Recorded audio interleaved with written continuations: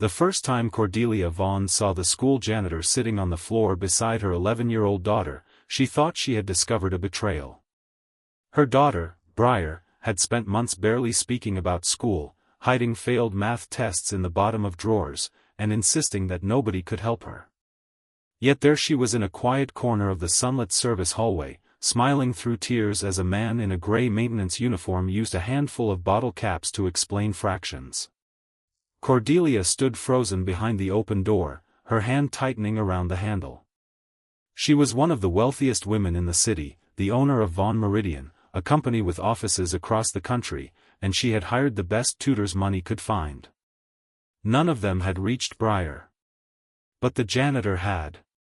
And what Cordelia did not know was that the man kneeling beside her daughter had once survived missions so dangerous that even speaking about them had been impossible for years.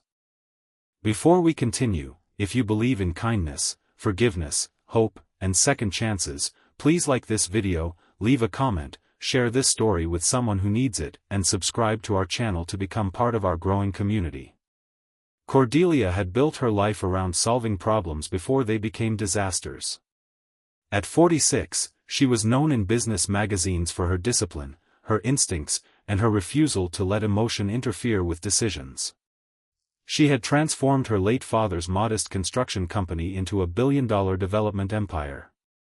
She could walk into a failing project, study the numbers for 10 minutes, and tell everyone exactly what needed to change. But there was one problem she could not solve. Her daughter was slipping further away from her every day. Briar had once been curious about everything. As a little girl, she had filled notebooks with questions and spent afternoons building complicated towers from wooden blocks. After her father, Grant, died suddenly from a heart attack when Briar was 8, something inside her began to close. The grief did not arrive loudly. It came quietly, disguised as exhaustion, frustration, and a growing fear of making mistakes. Math became the place where that fear showed itself most clearly. Numbers seemed to rearrange themselves whenever she felt pressure. A simple question could make her hands shake. The more adults pushed her to focus, the more certain she became that she was simply not smart enough. Cordelia responded the only way she knew how. She hired specialists. She rearranged schedules. She bought expensive educational programs and filled Briar's afternoons with carefully planned tutoring sessions. Each attempt seemed reasonable, efficient, and completely useless. Briar became quieter. Her grades dropped. The distance between mother and daughter grew until Cordelia sometimes stood outside Briar's bedroom door during the afternoon and realized she no longer knew what to say. The man sitting beside Briar that morning was named Callum Reese. He had worked at the private academy for almost 2 years. Most parents barely noticed him. He repaired leaking faucets, replaced broken locks, carried boxes, and quietly cleaned up after everyone else had gone to class. He was 39, broad-shouldered, with prematurely silvered hair at his temples and a calmness that made him seem older than he was. He never complained, never rushed, and never tried to make himself important. Cordelia had passed him dozens of times without remembering his name. That changed when she saw her daughter laugh. It was not a loud laugh. It was a small, surprised sound, as though Briar herself had forgotten she was capable of making it. Callum had arranged bottle caps into 2 uneven groups and was asking her to imagine sharing them between imaginary teams. Briar moved the caps herself. When she made a mistake, Callum did not correct her immediately. He simply shifted one cap and waited. Slowly, Briar's face changed. The tightness around her eyes softened. Cordelia stepped forward before she could stop herself. Briar looked up and immediately pulled her hands away from the bottle caps. The fear on her face hurt more than Cordelia expected. Callum rose to his feet, not defensively, but with the quiet alertness of someone accustomed to sudden danger. Cordelia demanded to know what was happening. Briar whispered that Callum had only been helping. The answer should have reassured her. Instead, Cordelia felt anger rising. This was a stranger. An employee. Someone who had been meeting with her daughter without her permission. She told Callum that he had crossed a boundary. Callum listened without interrupting. Then he apologized. He explained that Briar had found him several weeks earlier while he was fixing a broken cabinet near the library. She had been crying over a worksheet. He had noticed the problem was not that she could not understand fractions. She was panicking before she even had a chance to try. He had offered to explain one question. One question became another. Then Briar began finding him during her lunch break. Cordelia turned toward her daughter, expecting embarrassment or anger. Instead, Briar looked at her with a mixture of fear and desperation. She said that Callum did not make her feel stupid. The words landed harder than any accusation. Cordelia dismissed Callum and took Briar home early. During the drive, neither of them spoke. Cordelia wanted to explain that she had only been trying to help. Briar stared out the window, and Cordelia realized how often those words had become the beginning of another argument. At home, Briar finally asked whether Callum was going to be fired. Cordelia said she did not know. Briar nodded, but tears filled her eyes. She turned away before they fell. That afternoon, Cordelia called the academy director. She expected to hear that Callum had been careless or inappropriate. Instead, she learned that his employment record was nearly perfect. Teachers described him as reliable. Students often went to him when they were upset because he listened without treating them like problems to be solved. He had previously worked in logistics and emergency preparedness, but little else was known about his past because he had never discussed it. Cordelia could have ended the matter there. She could have insisted that Briar continue with professional tutors and forgotten the incident. Yet the image of her daughter laughing beside those bottle caps would not leave her. The next morning, Cordelia returned to the academy during the late morning. She found Callum outside near the maintenance shed, repairing a loose railing under the bright midday sun. She apologized for the way she had spoken to him. Callum accepted the apology but made no effort to impress her. He explained that Briar was not incapable of learning. She had simply begun treating every wrong answer as evidence that something was wrong with her. The more adults rushed to rescue her, the more frightened she became of trying on her own. Cordelia felt defensive. She reminded him that she had hired the best people available. Callum nodded and said that was probably true. Then he gently added that being the best did not always mean being the right person for a frightened child. Cordelia wanted to argue, but she could not. Over the next several weeks, she reluctantly agreed to let Callum continue helping Briar under clear supervision and with the academy's permission. The lessons were simple. They took place in open areas during the daytime. Sometimes they used bottle caps. Sometimes they used sidewalk squares or pieces of fruit from the cafeteria. Callum never praised Briar for being naturally gifted. He praised her for staying with a difficult problem after she wanted to quit. Slowly, Briar began changing. Her grades improved, but Cordelia noticed something more important. Briar started asking questions again. She began leaving her bedroom door open. One afternoon, she asked Cordelia to sit beside her while she worked through a problem. Cordelia almost reached for the pencil to help, then stopped herself.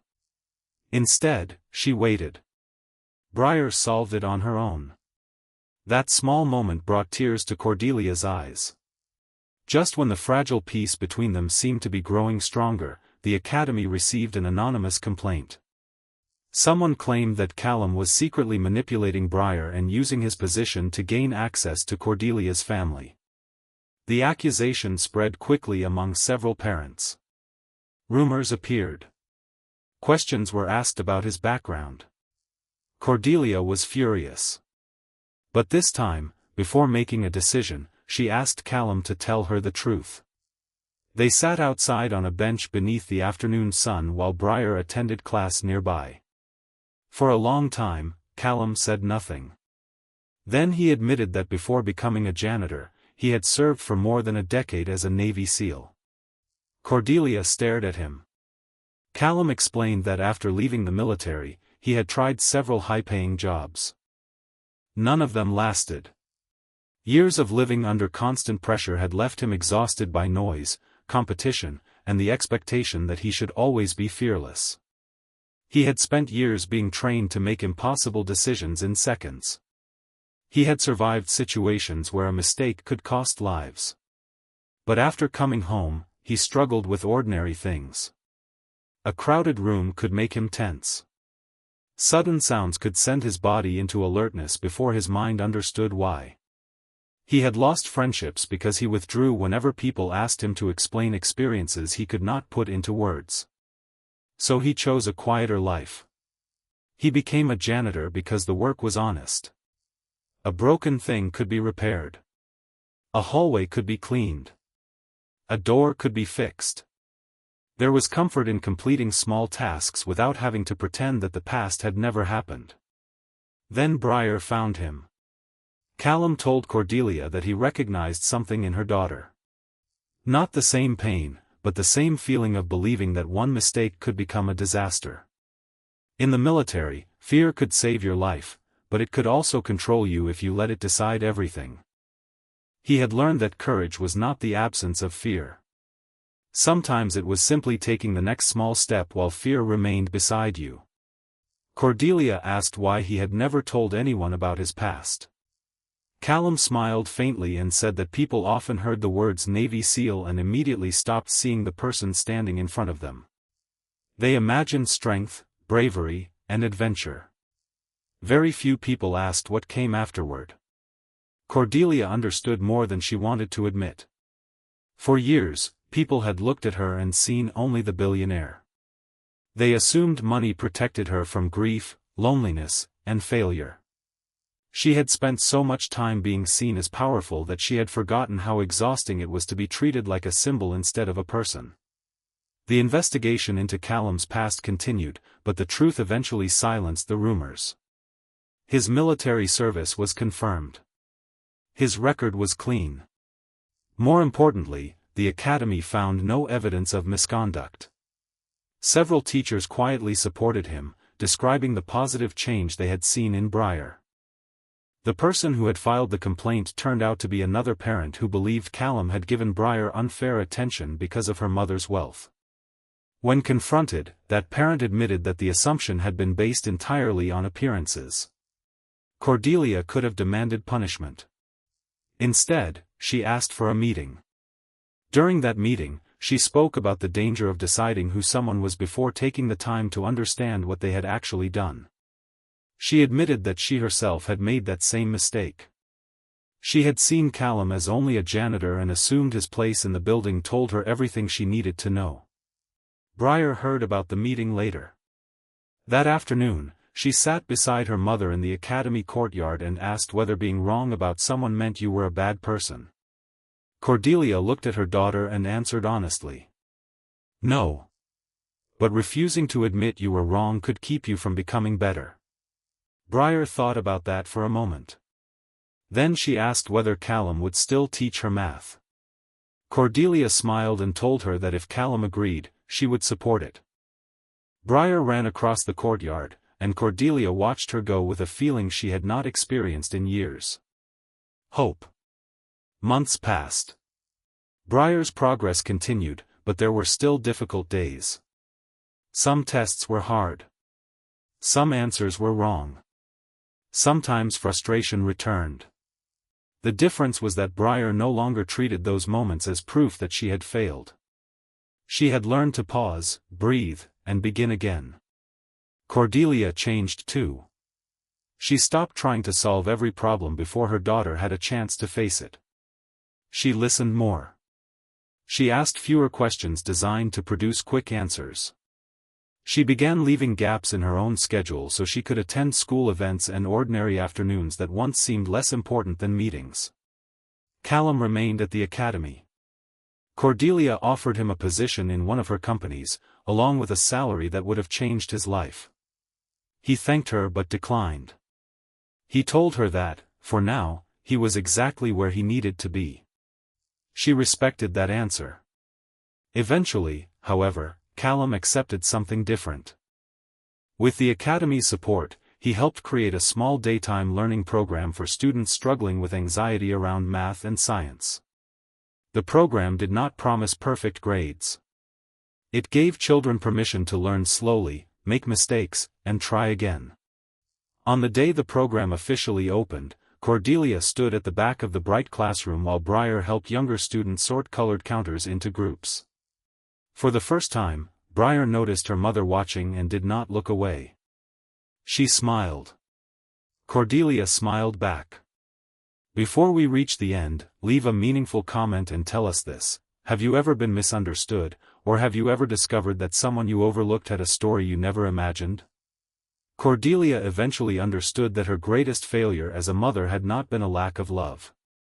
It had been believing that love always meant taking control. She had wanted to protect Briar from struggle, but in doing so, she had sometimes protected her from discovering her own strength. And Callum, a man who had spent years believing that his most valuable years were behind him, discovered that courage could take a quieter form. He no longer had to prove himself through danger or sacrifice. Sometimes saving a life did not mean carrying someone out of a disaster. Sometimes it meant sitting beside a frightened child, placing a few bottle caps on the floor, and patiently helping her believe that one wrong answer was not the end of the world. One sunny afternoon, Briar brought home a math test with a score higher than any she had ever received. Cordelia expected excitement, but Briar placed the paper on the kitchen table and simply said that she was proud because she had finished every question without giving up. Cordelia realized that was the victory that mattered. She hugged her daughter, and this time Briar hugged her back without hesitation. Across town, Callum was repairing a classroom window while sunlight spilled across the floor. His life had not become perfect. Some memories still followed him. Some days were harder than others. But he had stopped believing that healing meant erasing the past. Healing meant allowing the past to become part of a life that still had room for something new. Cordelia Vaughn had once believed that power came from knowing exactly what to do. Her daughter had taught her otherwise. Sometimes the strongest thing a person could do was admit they did not understand, sit beside someone with patience, and stay long enough to learn. If this story touched your heart, please like this video, leave a meaningful comment, share it with someone who needs hope today, and subscribe to our channel so you never miss another emotional journey. Because sometimes the person we barely notice carries a story of extraordinary courage, and sometimes a single act of patience can give another person the strength to begin again.